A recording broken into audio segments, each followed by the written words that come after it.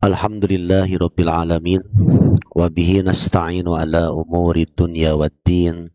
Asyhadu an la ilaha illallah ar-rahmanir rahim wa asyhadu anna Muhammadan abduhu wa rasuluhu min akhiril anbiya'i wal mursalin amma ba'du. Muslimin muslimat para pecinta dialog Islam, alhamdulillah pada sore kali ini kembali kita bisa berjumpa dalam acara Dialog Islam yang dipancarluaskan langsung melalui Facebook dan YouTube Dialog Islam, serta juga bisa disimak melalui aplikasi radio streaming YDIG. Alhamdulillah sore ini hari Senin, hari yang keempat di bulan Desember tahun 2023 Masehi, bertepatan dengan hari yang ke-19 di bulan Jumadil Ula tahun 1445 Hijriah, ditemani oleh Om Dapin di studio ya, di rumah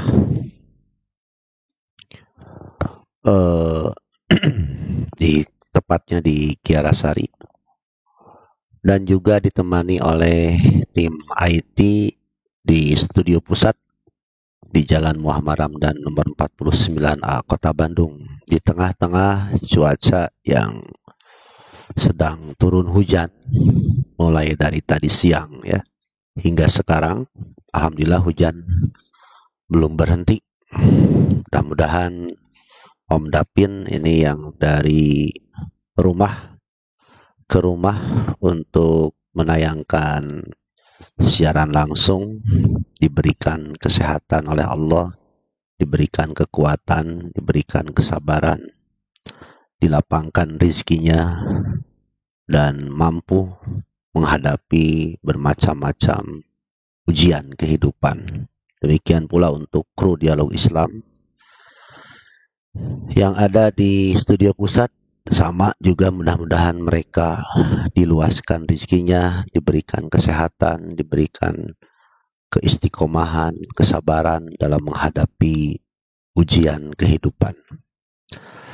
Tak lupa juga untuk jamaah Dialog Islam yang hari ini sudah bergabung melalui aplikasi maupun di YouTube dan juga di Facebook. Mudah-mudahan dijaga oleh Allah dari depan, dari belakang, dari kanan, dari kiri, kemudian dari atas, dari bawah, sambil diselamatkan pula agamanya, dunianya, keluarganya, dan juga hartanya. Ya. Baik, sambil menunggu pertanyaan yang datang atau masuk ke meja redaksi, kita lihat dulu ini di Facebook dan di YouTube sudah ada 15 orang yang menyimak. Kemudian di aplikasi juga sama, sudah banyak juga yang menyimak.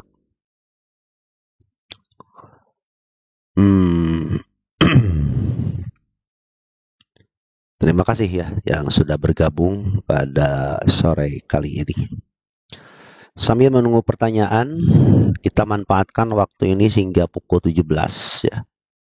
Karena setelah dari sini kru saya Om Dapin harus meluncur ke Cijaura, di belakang rumah kurang lebih 400 meteran, untuk mempersiapkan siaran langsung juga dalam acara Maghrib Mengaji yang sudah biasa diselenggarakan setiap habis maghrib hingga menjelang sholat isya ya. Persiapannya tidak bisa sebentar, harus apik, belum beres-beres alat-alatnya yang merupakan alat yang sangat sensitif kalau kita tidak apik. itu bisa merusak alat-alat tersebut ya. Makanya kita siaran setiap hari Senin sore hingga pukul 17 saja. Pukul 5 dan kita langsung meluncur ke Masjid Manbaul Huda untuk persiapan live nanti habis maghrib ya. Jamaah Dialog Islam yang dirahmati Allah Subhanahu wa taala, mudah-mudahan sore ini yang sedang saum diberikan kekuatan dan kesabaran hingga bisa menuntaskan saumnya pas adzan maghrib berkumandang. Yang sedang sakit, mudah-mudahan Allah mengangkat kesusahan dan menyembuhkan segala penyakit yang dialaminya. Dan yang sedang terlilit hutang, mudah-mudahan Allah memberikan solusi jalan keluar yang terbaik, memberikan rezeki yang tidak disangka-sangka. Yang belum soleh keluarganya, tetap doakan, mudah-mudahan disolehkan oleh Allah. Mudah-mudahan diberikan hidayah dan taufik oleh Allah Subhanahu wa ta'ala. Baik, untuk memanfaatkan waktu saya akan melanjutkan Hansa tadi subuh ya, yang membahas surat Al-Ma'arij baru ayat 1 sampai ayat 5. Sekarang kita coba lanjut ayat ke-6 sampai ke-7. Mudah-mudahan penjelasan ini menjadi tambahan ilmu bagi kita semua. Tapi kalau nanti di tengah-tengah saya sedang menjelaskan ada pertanyaan, kita seling dulu dengan pertanyaan yang masuk baik di Facebook, di YouTube maupun juga di aplikasi ya. Ya, surat Al-Ma'arij ayat ke-6 sampai ke-7. A'udzubillahi minasyaitonirrajim. Innahum yarawnahu ba'ida wa narahu qariba. Mereka memandang siksa Allah itu jauh alias mustahil, sedangkan kami Allah memandangnya dekat alias pasti terjadi. Nah, di antara kebohongan mereka adalah mereka tidak meyakini adanya azab atau siksa. Nah, sebagian para ulama berpendapat bahwa makna ayat ini adalah mereka memandang, beranggapan bahwa siksa di akhirat itu sesuatu yang mustahil. Sebagian lagi berpendapat bahwa mereka mendustakan adanya siksa di dunia maupun siksa di akhirat. Mereka menganggap bahwa Allah Subhanahu wa taala tidak akan memberi azab di dunia karena mereka terperdaya oleh kenikmatan yang mereka miliki seperti kesehatan, kekayaan, banyak pengikut, sehingga mereka menganggap siksa itu adalah sesuatu yang mustahil. Oleh karena itu, Allah menyuruh Nabi Muhammad SAW untuk bersabar atas perkataan mereka itu. Sementara Allah membantah anggapan mereka dengan mengatakan wa narahu qariba, kami memandang dekat alias pasti terjadi. Artinya Allah memastikan bahwa siksa itu akan terjadi.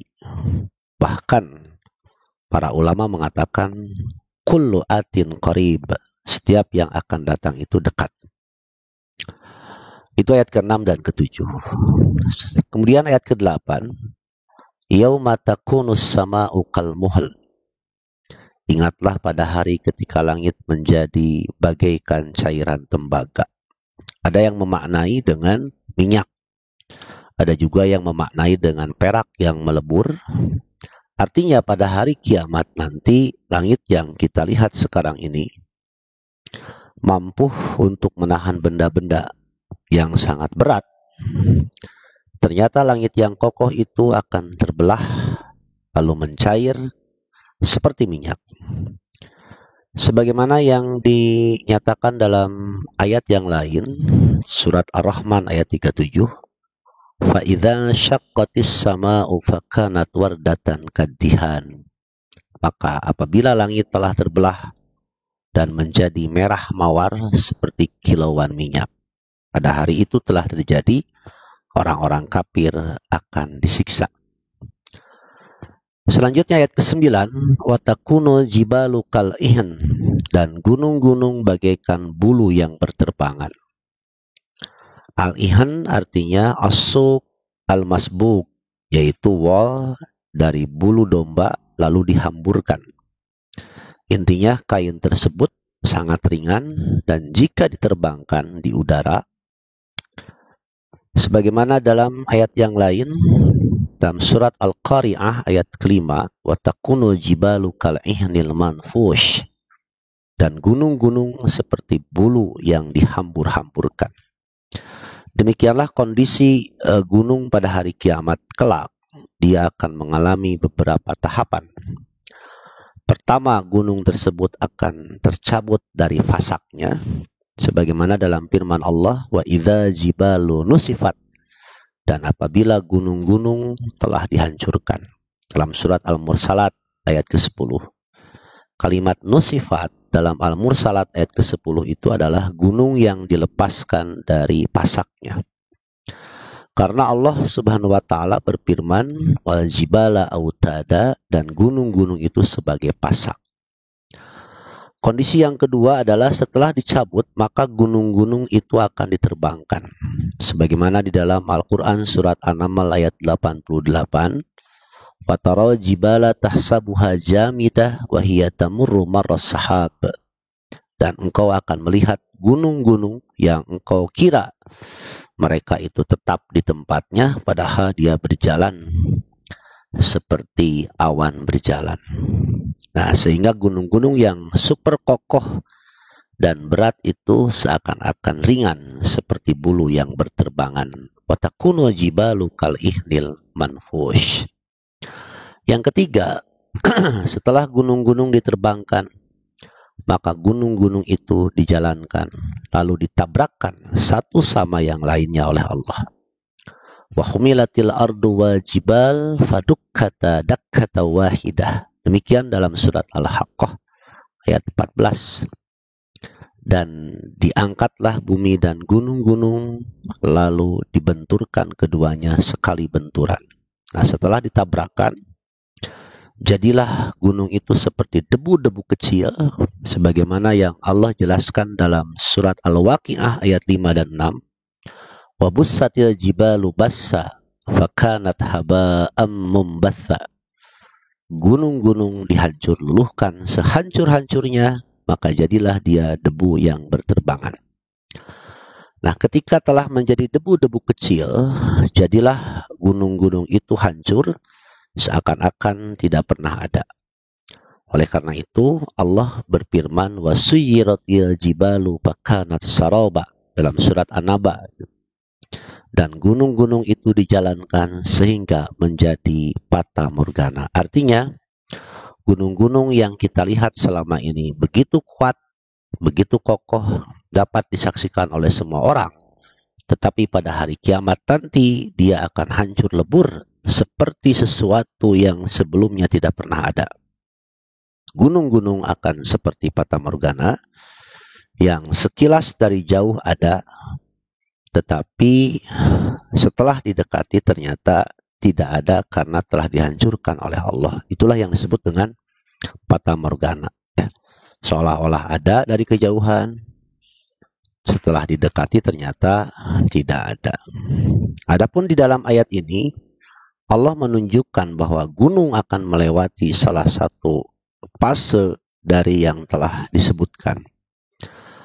Sebagian para ulama menyebutkan bahwa gunung-gunung itu hancur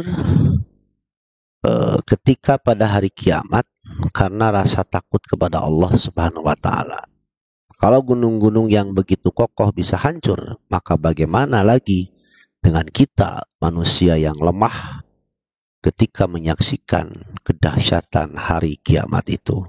Tentu akan ada rasa takut yang luar biasa yang akan menembus hati-hati manusia.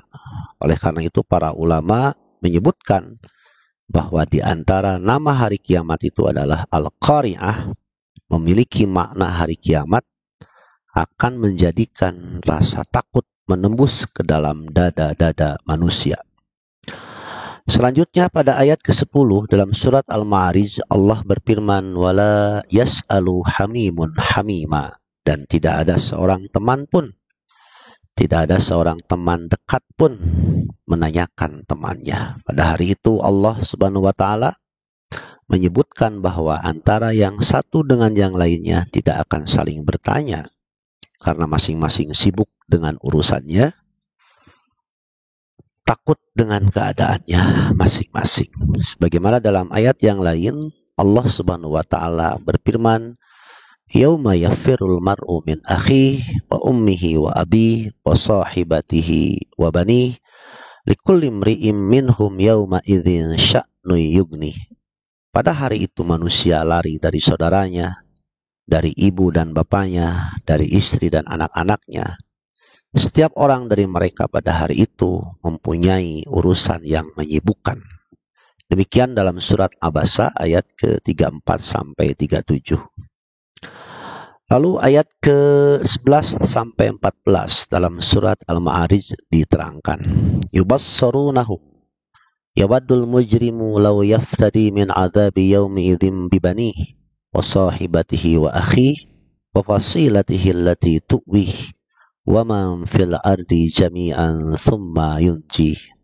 Sedangkan mereka saling melihat pada hari itu, orang yang berdosa ingin sekiranya dia bisa menembus dirinya dari siksa dengan anak-anaknya, istrinya, saudaranya, dan keluarga yang melindunginya dulu di dunia, dan orang-orang yang di bumi seluruhnya, kemudian mengharapkan tebusan itu dapat menyelamatkannya. Dalam ayat ini Allah Subhanahu wa taala menggunakan fi'il majhul atau kata kerja pasif, yubassarunahum, sehingga maknanya adalah Allah Subhanahu wa taala yang membuat mereka saling melihat satu dengan yang lain. Oleh karenanya di akhirat kelak manusia akan dibuat bisa saling melihat antara suami dan istri, antara ayah dan anak, antara kawan dengan kawan. Tapi di antara mereka tidak bisa saling membantu, tidak bisa saling bertanya karena kesibukan dan ketakutan yang dialami oleh setiap orang pada saat itu. Karena saking takutnya seseorang pada hari itu, Allah Subhanahu wa taala menyebutkan tentang orang-orang kafir bahwa dia berangan-angan untuk menebus dirinya dari siksa yang pedih dengan anak-anaknya, istrinya, bapak ibunya, kerabat-kerabatnya, asalkan dia bisa selamat dari siksa Allah Subhanahu wa taala. Bahkan dia berangan-angan untuk bisa menebus dirinya dengan semua orang di dunia ini. Dia rela semuanya masuk neraka asalkan dirinya bisa selamat. Kita bayangkan bagaimana kondisi pada hari itu sampai orang-orang kafir berangan-angan seperti itu. Padahal kita tahu bahwa pada dasarnya manusia di atas muka bumi pasti sangat menyayangi anak. Mungkin orang tua akan berkorban dan rela mati demi anaknya. Kan tetapi karena besar dan dahsyatnya perkara pada hari kiamat itu, kenyataannya jadi berbeda. Mereka akhirnya rela mengorbankan anak-anaknya untuk keselamatan dirinya. Bahkan para ulama menjelaskan bahwa kalimat yawaddu dalam ayat ini menunjukkan bahwa orang-orang kafir tidak hanya berangan-angan, akan tetapi juga mengutarakan angan-angan tersebut. Hal ini disebutkan dalam ayat yang lain di dalam surat An-Nisa ayat 42. Yauma idzi yawaddul ladzina kafaru wa asaw ar-rasula law tusawwa bihimul ard wa la yaktumunallaha haditsa. Pada hari itu orang-orang kafir dan orang-orang yang mendurhakai Rasul alias Muhammad berharap atau berangan-angan sekiranya mereka diratakan dengan tanah, dikubur atau hancur luluh menjadi tanah. Padahal mereka tidak bisa menyembunyikan sesuatu kejadian apapun dari Allah. Demikian dalam surat An-Nisa ayat ke-42. Di dalam ayat yang lain ternyata Mereka pun mengungkapkan angan-angan mereka itu. Inna anzarnakum adzaban qariba yauma yanzurul mar'u ma qaddamat yadah wa yaqulul kafiru ya laitani kuntu turaba. Sesungguhnya kami telah memperingatkan kepadamu, orang kafir, azab yang dekat pada hari manusia melihat apa yang telah diperbuat oleh kedua tangannya. Dan orang kafir berkata, alangkah baiknya seandainya dulu aku menjadi tanah. Demikian dalam surat An-Naba ayat terakhir. Maka demikian juga firman Allah Subhanahu wa taala dalam ayat ini. Allah menggunakan kalimat yawaddu, berangan-angan. Ini menunjukkan bahwa orang-orang kafir tidak sekedar berangan-angan agar mereka bisa menembus dirinya dengan anak-anaknya, istrinya, orang tuanya, dan seluruh manusia di atas bumi. Tetapi mereka pun mengatakan dan mengadukan kepada Allah agar permintaan mereka dikabulkan. Artinya, karena saking takutnya mereka pada hari itu, karena mereka ingin mengorbankan keluarganya, asa mereka bisa selamat. Nah, dengan hal itu, angan-angan mereka, Allah Azza wa Jalla semakin menghinakan mereka di hadapan semua keluarga mereka. Bagaimana mereka bisa merelakan, bisa rela mengorbankan keluarga mereka hanya demi keselamatan mereka sendiri. Selanjutnya ayat ke-15, kalla innaha ladha, sama sekali tidak bisa. Sungguh neraka itu api yang bergejolak. Meskipun orang-orang kafir berangan-angan, bahkan meminta agar bisa menembus dirinya dengan keluarga dan kerabatnya, namun ternyata Allah Subhanahu wa taala menolak dan tidak mengabulkan permintaannya. Sesungguhnya semua itu hanyalah angan-angan belaka. Kalimat ladha pada ayat ini adalah api yang bergejolak dan menyala-nyala. Artinya, yang ada di hadapan mereka saat itu hanyalah neraka yang apinya bergejolak. Allah Subhanahu wa taala selanjutnya berfirman, nazza'atal lisyawa. Api neraka itu mengelupas kulit kepala. Artinya, api neraka tersebut tidak hanya panas dan membakar, tetapi juga seakan-akan tajam sehingga bisa mengelupas kulit kepala mereka. Bahkan sebagian ulama mengatakan bahwa tidak ada yang selamat dari tubuhnya. Seluruh dagingnya, kulitnya, dan tulangnya ikut terbakar. Kemudian ayat ke-17, tada'u man adbara wa tawalla, yang memanggil orang yang berbalik dan yang berpaling dari agama. Di sini ada perbedaan kata terbalik dan berpaling. Para ulama menjelaskan makna adbar artinya berbalik, yaitu ketika orang kafir melihat Nabi Shallallahu Alaihi Wasallam, maka dia langsung berbalik, tidak ingin bertemu dan mendengar sama sekali perkataan dari Nabi Shallallahu Alaihi Wasallam. Adapun tawalla artinya berpaling setelah mendengar, yaitu orang kafir tersebut telah mendengar, telah ngobrol dengan Nabi Shallallahu Alaihi Wasallam, tapi dia berpaling dan tetap memilih kebatilan atau kesalahan. Nah, kedua bentuk ini, berbalik dan berpaling, itu telah dilakukan oleh orang-orang kafir. Di antara mereka ada yang sama sekali tidak ingin mendengar perkataan Nabi Shallallahu Alaihi Wasallam. Sebagaimana dalam Al-Quran, surat Fussilat ayat 26 disebutkan, وَقَالَ الَّذِينَ كَفَرُوا لَا تَسْمَعُوا لِهَذَا الْقُرْآنِ وَأَلْغَوْا فِيهِ لَعَلَّكُمْ تَغْلِبُونَ. Dan orang-orang yang kafir itu berkata, janganlah kamu mendengarkan bacaan Al-Quran ini, dan buatlah kegaduhan terhadapnya, agar kamu bisa mengalahkan mereka.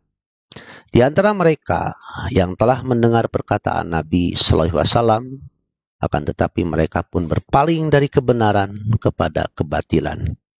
Sebagaimana dalam surat Al-Anfal ayat 31, wa idza tutla alaihim ayatuna qalu qad sami'na law nasha'u laqulna misla hadza in hadza illa asatirul awwalin.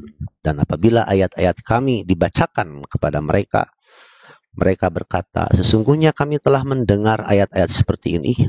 Jika kami menghendaki, niscaya kami dapat membacakan yang seperti ini atau seperti Al-Quran ini.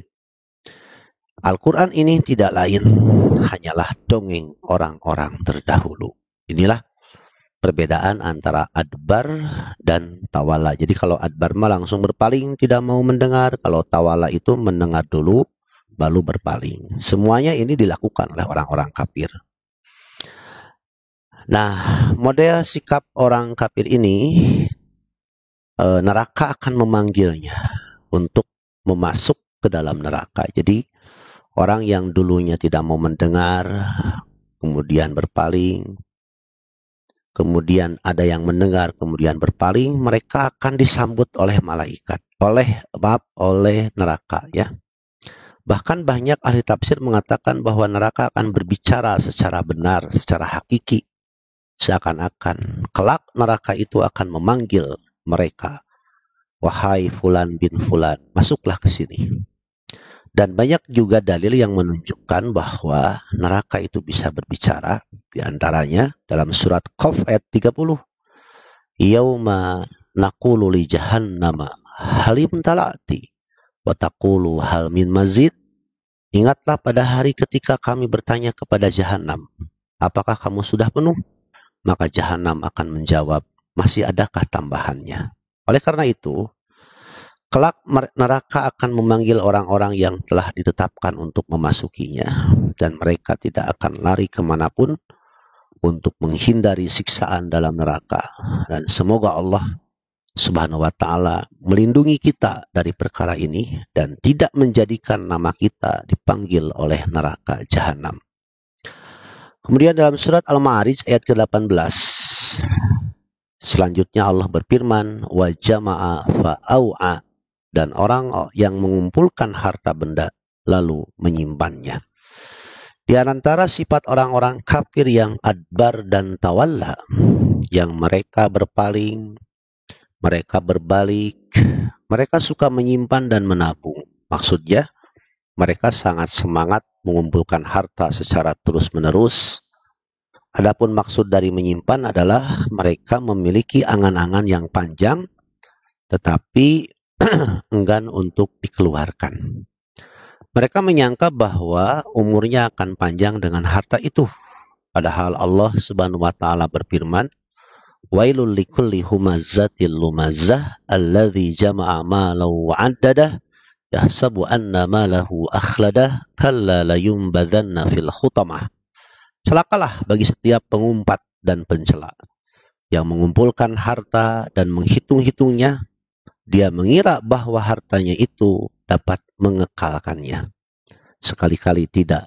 Sesungguhnya dia benar-benar akan dilemparkan ke dalam hutamah. Surat Al-Humajah ayat ke-1 sampai ke-4. Tentunya kita melihat bagaimana orang-orang kaya dan orang-orang besar, ketika waktunya dia untuk meninggal dunia, maka dia akan meninggal.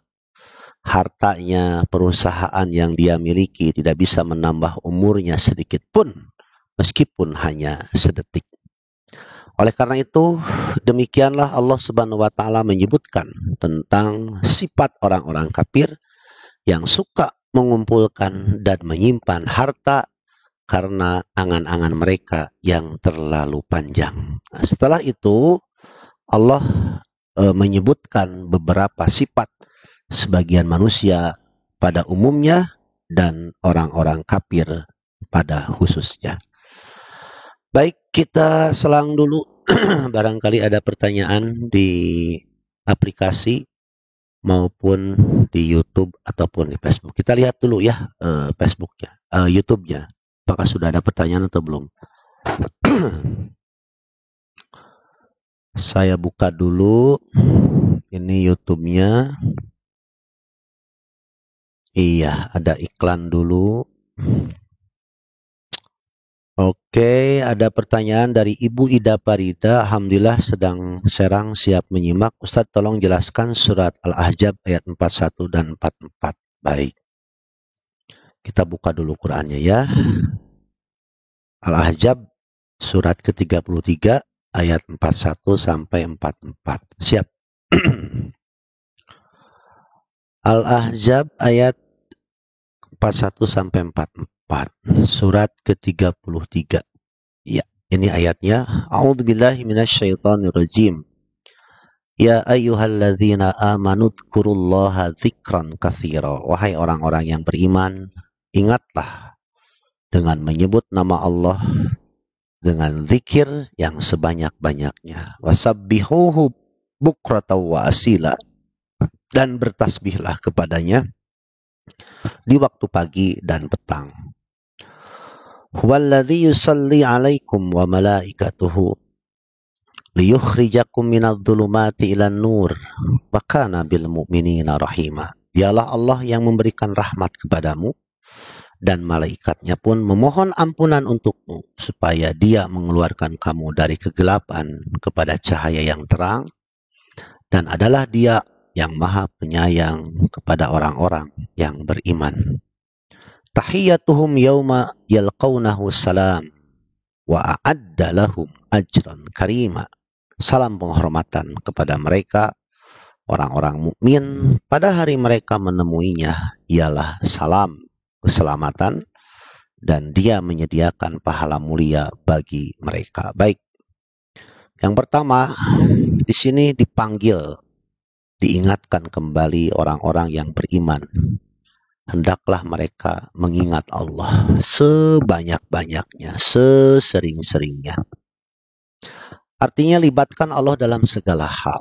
Ketika kita duduk, berdiri, tidur, bekerja, sekolah, berdagang, kemanapun Allah libatkan. Bagaimana caranya? Kita menyebut Allah sebanyak-banyaknya, sesering-seringnya. Bacalah kalimat thayyibah. Subhanallah, walhamdulillah, wala ilaha illallah, wallahu akbar. La haula wala quwata illa billah. Istighfar, ya. Ketika kita melihat, ketika kita mendengar, mengalami sesuatu, maka libatkan Allah. Ada apa ini? Jadi itu yang dimaksud dengan zikir kepada Allah. Bukan berarti menyebut Allah, Allah, Allah beberapa kali atau beberapa ribu kali. Tetapi libatkan Allah dalam segala hal. Ya, ketika kita sekolah, ketika kita belajar, ketika kita di jalan, ketika kita macet, ketika kita musibah, ketika kita dapat anugerah, ketika dapat kenikmatan, libatkan Allah. Ya, libatkan Allah. Nah, secara khusus zikir kepada Allah pun adalah membaca Al-Quran. Yang kedua, secara khusus zikir kepada Allah pun adalah sholat. Orang yang melibatkan Allah dalam segala hal, orang yang baca Quran, orang yang sholat, baik wajib ataupun sunat, di pagi hari, di sore hari, maka Allah akan memberikan rahmat kepada mereka. Malaikat pun akan memohonkan ampunan untuk kita, agar kita bisa keluar dari zona kegelapan, dari masalah kepada solusi. Hidup kita akan tertib, akan aman, akan teratur. Kenapa? Sebab kita melibatkan Allah dalam segala hal. Dan nanti pada saat kita berpulang menemui Allah, maka kita akan disambut dengan ucapan salam, keselamatan untuk kita. Selain itu, Allah pun akan memberikan pahala yang mulia. Itulah maksud dari surat Al-Ahzab ayat ke-44. Makanya perbanyaklah zikir di pagi hari, siang hari, sore maupun malam. Libatkan Allah dalam segala hal, agar kita diberikan kekuatan iman. Kekuatan iman ini yang saya rasakan, ya, diberi kekuatan untuk melakukan kebaikan. Diberikan juga tenaga dan kekuatan untuk menghindari dosa dan maksiat. Ya. Terima kasih untuk Ibu Ida Parida di Sadang Serang. Kita lanjut ke aplikasi Ada Miftah Rizki Maulana. Bismillah, mohon penjelasan tentang hadis ini. Hari kiamat belum akan terjadi sampai kaum mukminin memerangi bangsa Yahudi. Ini sering disampaikan, ya. Betul sekali bahwa di antara tanda kiamat nanti orang Yahudi akan kalah. Akan lari terbirit-birit, bersembunyi dimanapun, tidak ada yang bisa melindungi. pohon bebatuan yang dijadikan tempat persembunyian, mereka akan berbicara. Ta'al ya Abdullah, kesini wahai Abdullah. Hadza Yahudiyun warai. Di sini ada seorang Yahudi di belakang saya. Bunuhlah. Kapan itu nantinya? Hanya Allah yang tahu. Dalam masa peperangan yang sedang terjadi antara pejuang Hamas, pejuang kemerdekaan, pejuang hak dengan penjajah, perampok, pembunuh Zionis Israel. Di dalam lapangan itu ketika perang darat, mereka lari terbirit-birit sebenarnya. Cuma jarang diekspos saja. Mereka penakut, mereka pengecut. Ya, sebenarnya gitu. Cuma mereka menang dari sisi teknologi, dari sisi peralatan. Tapi suatu saat, cepat atau lambat, mereka akan dipukul mundur, akan kalah, akan lari terbirit-birit, bahkan tidak ada yang bisa melindunginya. Walaupun benda apapun dijadikan tempat persembunyian, maka Yahudi tidak bisa berlindung dari gempuran, dari serangan kaum muslimin. Waktunya kapan? Kita serahkan kepada Allah Subhanahu wa taala, dan untuk itu kita pun mengingatkan kembali di saat-saat sholat atau setelah sholat kita berdoa, mendoakan untuk saudara-saudara kita pejuang Hamas dan yang lainnya yang sedang digempur habis-habisan oleh Zionis Israel. Mudah-mudahan mereka diberikan kekuatan, diberikan kesabaran, dan diberikan pertolongan serta kemenangan oleh Allah Subhanahu wa taala. Begitu untuk Kang Miftah Rizki Maulana. Kemudian Ibu Susilani Rahayu, Ustadz, hadis wanita yang tidak bisa mencium bau surga, wanita seperti apa? Apa tidak bisa masuk surga? Bagaimana kalau dia seorang mukmin? Ya, wanita yang tidak akan mencium bau surga itu diantaranya adalah wanita yang muslimah, dia menggugat cerai tanpa alasan syar'i, ya. Jadi dia akan haram mencium bau surga, padahal bau surga itu bisa dicium dari jarak yang begitu jauh. Nah, diantaranya wanita yang akan haram mencium bau surga itu adalah wanita yang menggugat cerai suaminya tanpa alasan yang benar, ya. Itu disebutkan di dalam hadisnya seperti itu.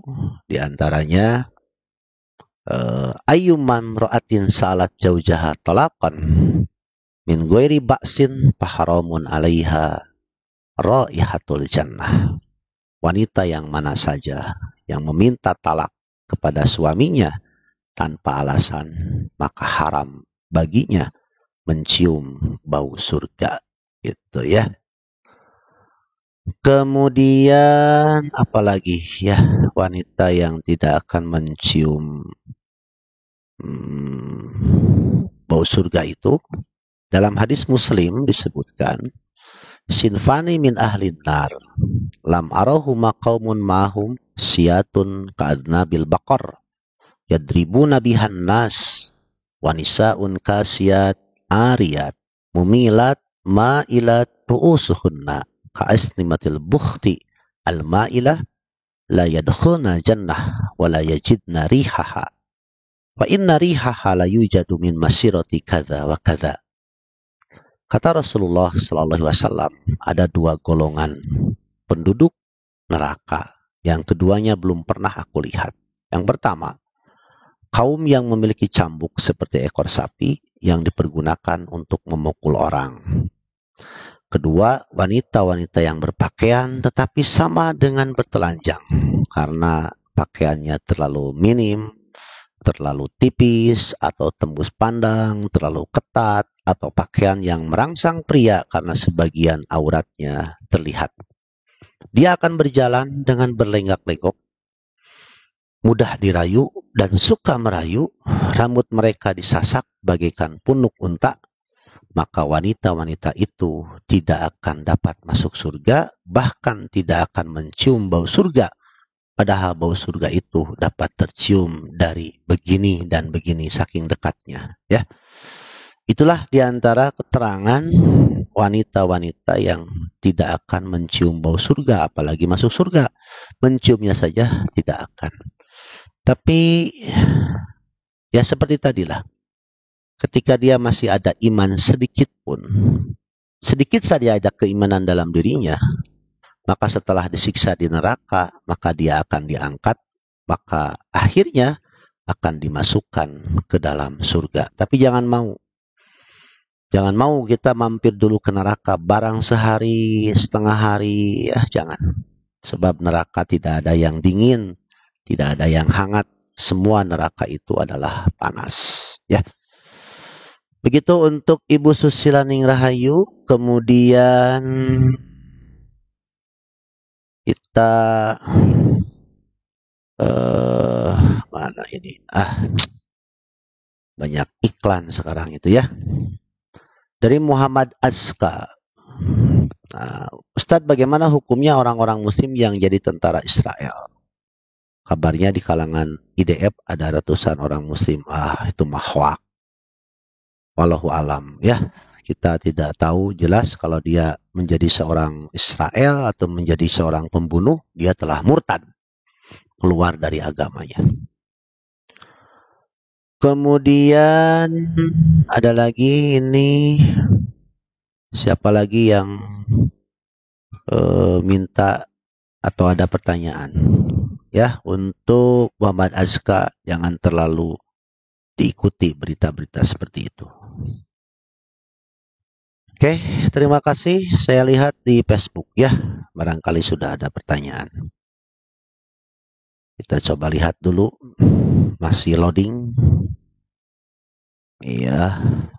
WA kalau sudah lama tidak dibuka, pasti loading lama. Ya, lama, apalagi kalau banyak chattingan. Kita lihat di, ini YouTube lagi. Dari siapa lagi ini di YouTube? Belum ada pertanyaan. Kita lihat di Facebook. Mana Facebook? Ternyata ya. Barangkali ada pertanyaan. Biasanya Nenek Najla yang suka bertanya. Di Facebook. Terima kasih yang sudah menyimak melalui Facebook ya. Belum ada pertanyaan. Oke, selesai di Facebook.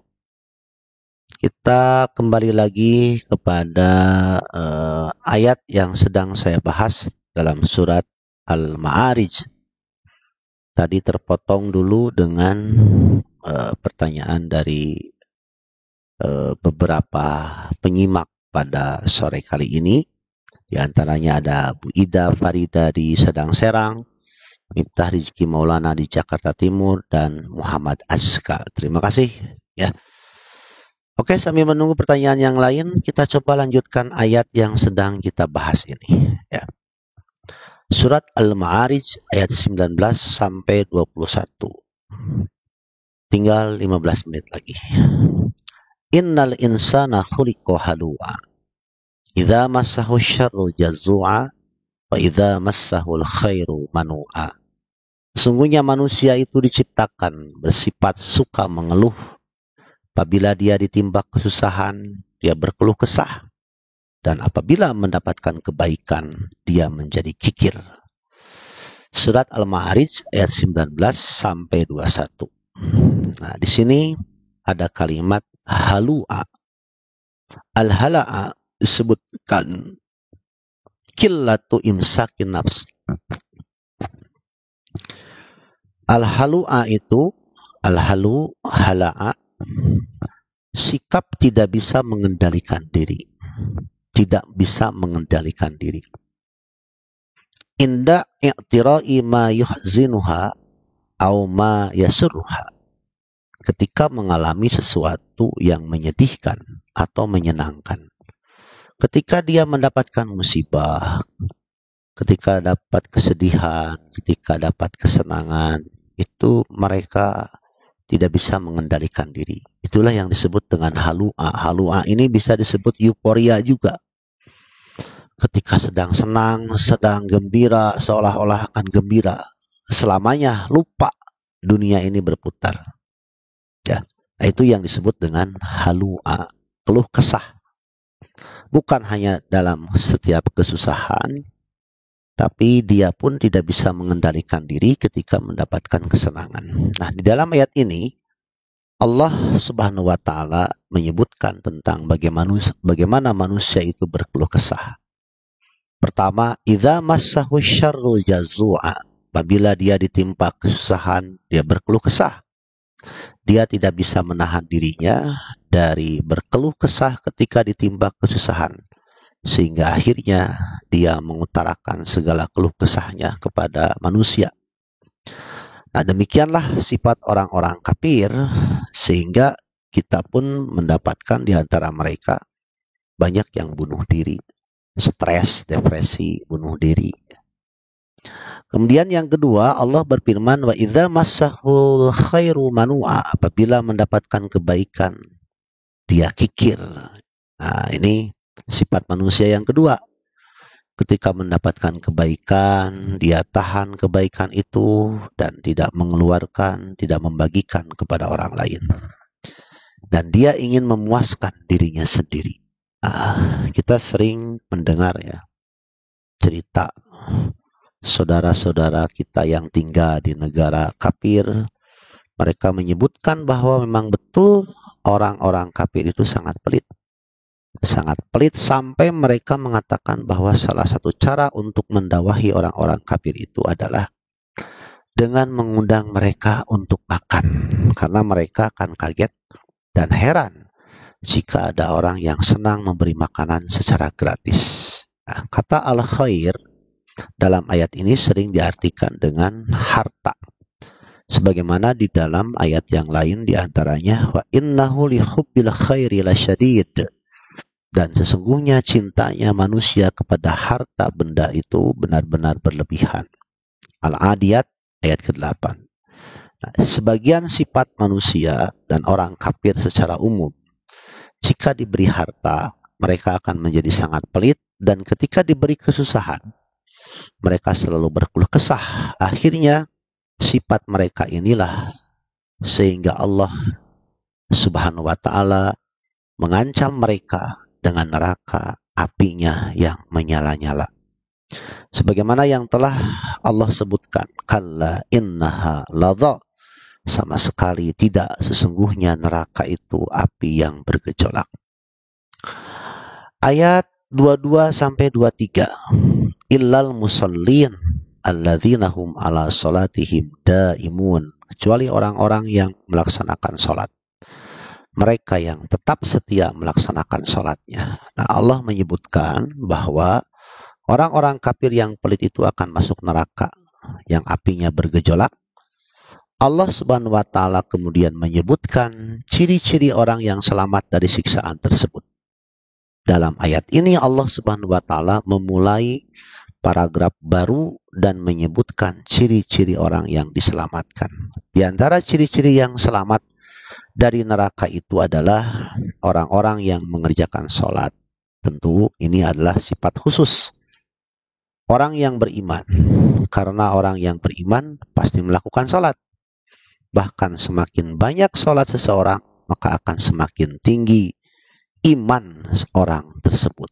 Sampai Allah Subhanahu wa taala menamakan sholat itu dengan iman.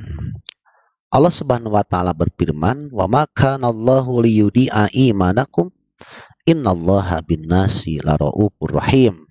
Dan Allah tidak akan menyia-nyiakan iman kamu. Yang dimaksud adalah Allah tidak akan menyia-nyiakan salat kamu. Sesungguhnya Allah Maha Pengasih, Maha Penyayang kepada manusia. Begitu dalam surat Al-Baqarah ayat 143.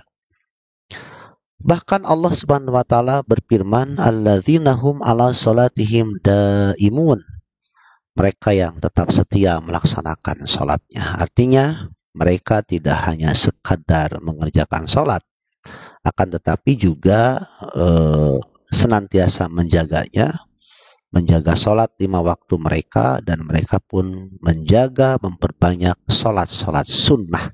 Nah, kebiasaan Nabi Shallallahu Alaihi Wasallam telah melakukan apabila melakukan suatu amalan, maka beliau akan berusaha untuk merutinkannya dan tidak meninggalkannya. Oleh karena itu Nabi mengatakan, ahabbul a'mal ilallahi ta'ala adwamuha wa idqalla. Amalan yang paling dicinta oleh Allah adalah amalan yang terus-menerus dilakukan walaupun sedikit. Oleh karenanya, kalau kita telah terbiasa sholat duha, maka hendaklah itu dipertahankan. Demikian kalau telah terbiasa sholat witir, sholat tahajud, maka itu pun dicoba dipertahankan. Karena di antara ciri-ciri orang yang selamat dari neraka adalah orang-orang yang senantiasa menegakkan sholat dan merutinkannya.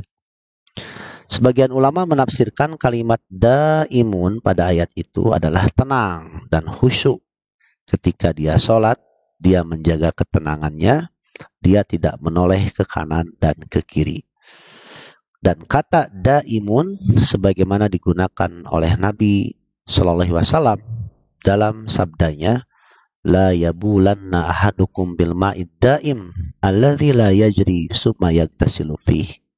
Janganlah sekali-kali salah seorang di antara kamu kencing pada air yang tidak mengalir alias tenang, lalu mandi darinya. Oleh karenanya, yang dimaksud sholat secara daimun adalah dia sholat dengan tenang dan tidak menoleh kemana-mana kecuali ke tempat sujud. Tetapi pendapat yang lebih kuat adalah daimun di sini maksudnya sholat tersebut dijaga waktunya. Selanjutnya ayat ke 24-25. Walladzina fi amwalihim haqqum ma'lum bis-sa'ili wal mahrum. Dan orang-orang yang dalam hartanya disiapkan bagian tertentu bagi orang miskin yang meminta-minta dan bagi orang miskin yang tidak meminta-minta. Orang yang miskin yang meminta-minta disebut sa'il, seperti orang yang meminta-minta di jalan atau mendatangi rumah kita. Maka jika kita memiliki harta, maka kita harus sadar bahwa orang seperti ini punya hak dari harta kita. Para ulama menyebutkan bahwa harta yang dikeluarkan di sini bukanlah zakat, melainkan sedekah atau infak. Karena surat ini turun ketika Nabi Shallallahu Alaihi Wasallam masih di Mekah dan belum turun perintah zakat.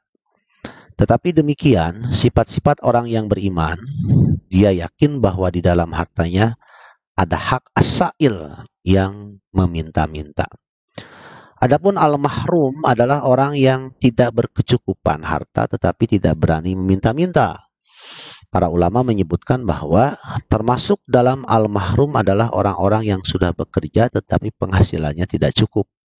Oleh karena itu di antara orang yang dituntut bagi kita setiap muslim adalah mengenali saudara-saudara kita yang kurang mampu namun mereka menahan diri dari meminta-minta. Nah, kita hendaklah peka kepada kondisi saudara-saudara kita. Nah, intinya keduanya, baik as-sa'il yang meminta-minta dengan terang-terangan atau al-mahrum memilih hak dari harta kita, hendaklah kita berikan hak mereka karena dalam harta kita ada hak mereka, ya. Kemudian kalimat fi amwalihim haqqum maklum yang datang setelah alladzina disebutkan dengan jumlah silah mausul dalam ilmu bahasa Arab, menjelaskan tentang sifat orang-orang yang beriman itu, yaitu orang-orang yang sholat. Demikian untuk menjelaskan bahwa hal ini adalah sifat mereka yang tidak pernah berubah, untuk menepis anggapan bahwa terkadang di beberapa waktu orang yang beriman itu pelit dalam memberi, sebagaimana sering terjadi di kalangan manusia. Ya, nah itulah di antara penafsiran surat Al-Ma'arij lanjutan dari tadi subuh, ya. Dan besok subuh juga akan dibahas di YouTube dari awal, ya. Bagi saudara-saudara jamaah yang tidak menyimak tadi subuh dan sore ini, bisa menyimak besok subuh di Masjid Al-Firdaus ba'da sholat subuh. Dan alhamdulillah sudah masuk pada surat Al-Ma'arij besok bagian pertama. Tentu dengan cara yang berbeda karena berinteraksi dua arah antara saya dengan para jamaah. Kalau saya sekarang berusaha berinteraksi dengan jamaah itu tidak secara langsung komunikasi ya. Tidak TikTok lah, seperti pingpong. Saya harus menjaga orang-orang yang ada di belakang kamera ini, kemudian orang-orang yang mendengar di aplikasi radio streaming. Kemudian terakhir ini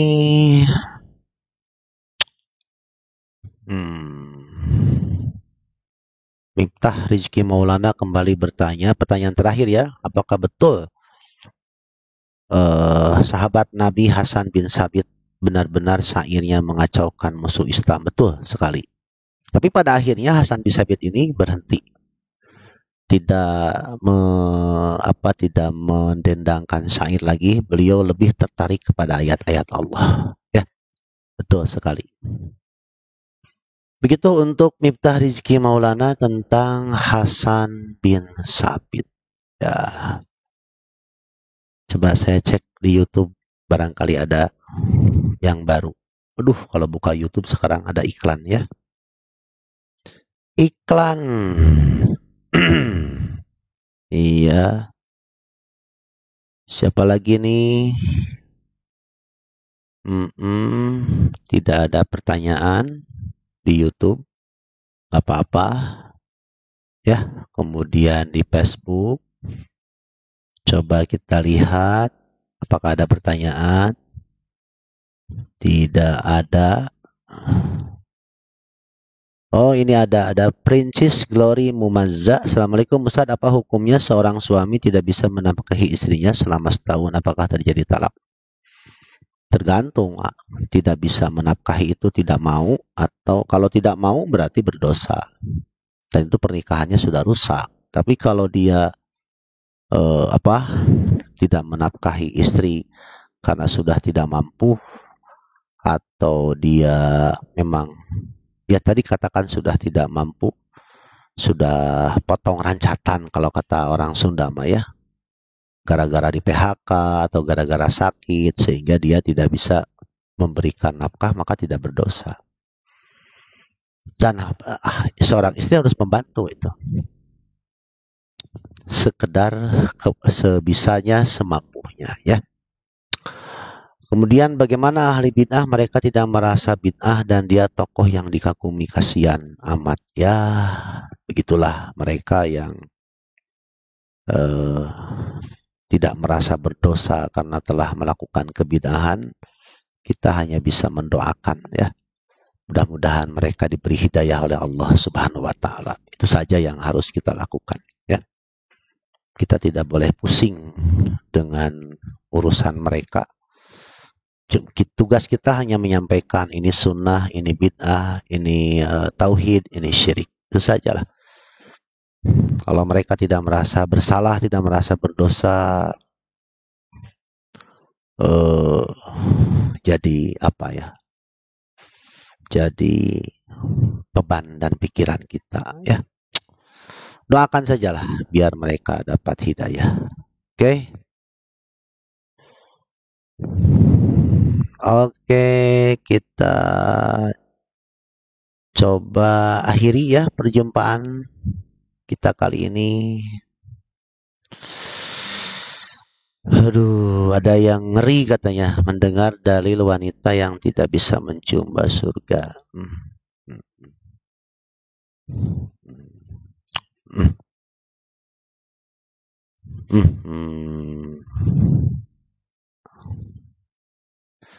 Baik, waktu sudah mau mendekati pukul 5, kita akhiri saja ya, karena Om Dapin harus siap-siap ke Manbaul Huda.